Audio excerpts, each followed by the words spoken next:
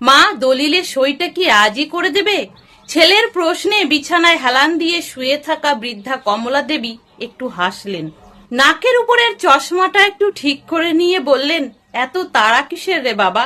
দলিল তো তোর নামেই হবে, আমি কি সব সঙ্গে করে নিয়ে যাব?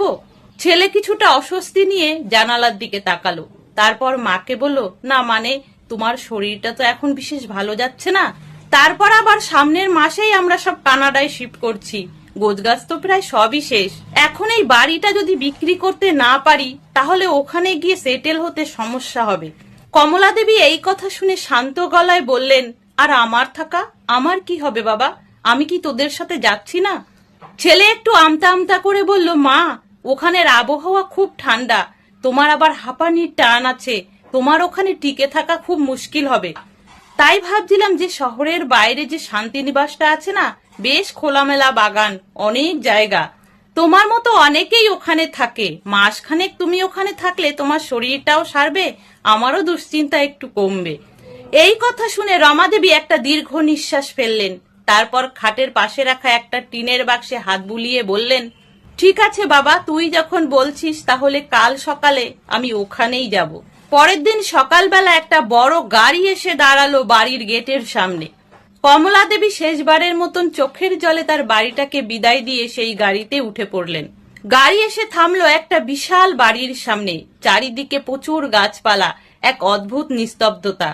কমলা দেবী গাড়ি থেকে নেমে ধীর পায়ে বাড়ির ভেতরে প্রবেশ করলেন। ম্যানেজার এসে তাকে অভ্যর্থনা জানালেন। ছেলে বৌমা তাড়াহুড়ো করে কমলা দেবীর কাছে এসে বলল, মা, তাহলে তুমি এখানে সাবধানে থেকো, আমরা আসি, আমাদের ফ্লাইটে দেরি হয়ে যাচ্ছে, সময় পেলে তোমাকে ফোন করব। কমলা দেবী মাথা নাড়লেন। এক ফোঁটা চোখের জলও তার চোখের কোণায় দেখা গেল না। ছেলে আর ছেলের বউ চলে যেতেই কমলা দেবী ম্যানেজারের দিকে ঘুরে তাকিয়ে বললেন, চলো বাবা, আমার জন্য যে ঘরটা বরাদ্দ হয়েছে সেই ঘরটা আমাকে দেখিয়ে দাও। ম্যানেজার কমলা দেবীকে দোতলার একটি বড় বারান্দাওয়ালা ঘরে নিয়ে গেলেন। ঘরটা বেশ পরিপাটি করে সাজানো, বিছানায় নতুন বিছানা চাদর পাতা। কিন্তু কমলা দেবীর চোখ আটকে গেল খাটের পাশে রাখা সেই পুরনো টিনের বাক্সটার দিকে তাকিয়ে, যেটা তিনি তার নিজের সঙ্গে করে এনেছিলেন। রাত তখন 8টা। কমলা দেবী বারান্দায় বসে অন্ধকার আকাশের দিকে তাকিয়েছিলেন। হঠাৎ পুরো আশ্রমের আলো নিভে গেল। বৃদ্ধা একটু ঘাবড়ে গেলেন। অন্ধকার সিঁড়িতে অনেকগুলো পায়ের শব্দ বৃদ্ধা শুনতে পেল।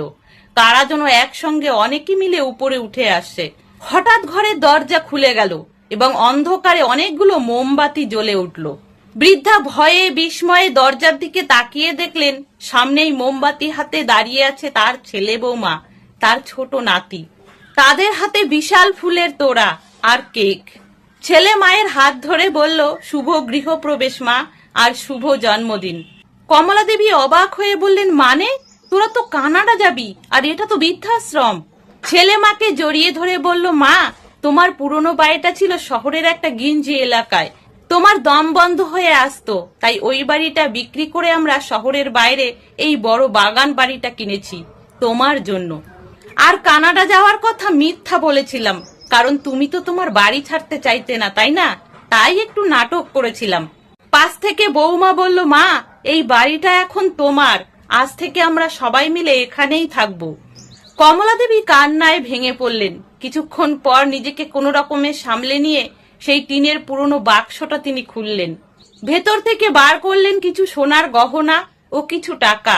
সেগুলো তিনি বার করে ছেলের হাতে দিয়ে বললেন, নে বাবা, এগুলো তোর কাছে রাখ।